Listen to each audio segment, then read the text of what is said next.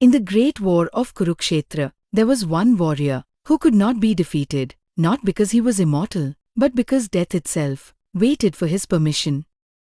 A man who chose the time of his death, who lay on a bed of arrows, not for hours, but for days, waiting for the right moment to leave his body.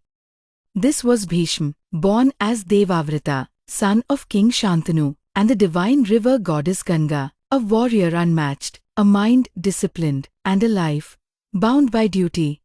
When his father desired to marry Satyavati, fate demanded a sacrifice. Devavrata stood before the court and took a vow so terrible that the heavens trembled. He renounced the throne and vowed lifelong celibacy so that his father's happiness could be fulfilled.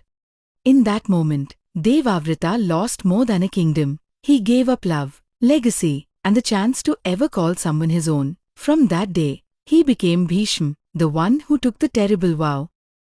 Moved by this unimaginable sacrifice, his father granted him a boon, Iccha Mrityu, the power to choose the moment of his death, a blessing that would one day become his greatest burden. Bheeshma lived not for himself, but for the throne of Hastinapur. He protected the kingdom, guided generations, and stood as the pillar of Dharma, even when the kingdom itself began to lose its way. And then came the war of Kurukshetra war, a war where Dharma and Adharma stood face to face. But Bheeshma was bound by his vow. He had to fight for the throne, even when his heart stood with the Pandavas. On the battlefield, Bheeshma was unstoppable. No warrior could defeat him, not even Arjuna, without divine intervention. Because Bheeshma did not fight for victory, he fought for duty. But even the greatest warrior must one day fall. Following Krishna's guidance, Arjuna placed Shikhandi before him, and Bheeshma chose not to fight back, not because he was weak, but because he had decided it was time. Pierced by countless arrows, Bheeshma did not touch the ground. He lay upon a bed of arrows, suspended between life and death, a warrior who refused to fall until he allowed it. Days passed, yet Bheeshma lived, because he waited for the sacred time of Uttarayana, when the sun begins its northward journey, a moment considered auspicious for liberation.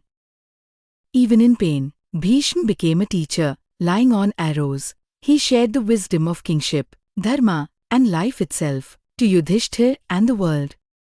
He spoke of truth, of duty, of how power must serve righteousness, and how even the strongest must remain humble before dharma. These teachings became immortal.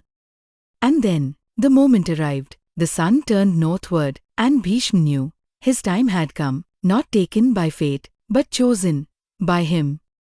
With a calm mind and a fulfilled duty, Bheeshma released his breath and left his mortal body, not as a defeated warrior, but as a man who had mastered life and death. But here's the question that remains. Was Bheeshma's vow a blessing or a burden? Because in choosing duty over desire, he gained immortality in history, but lost everything that makes life human.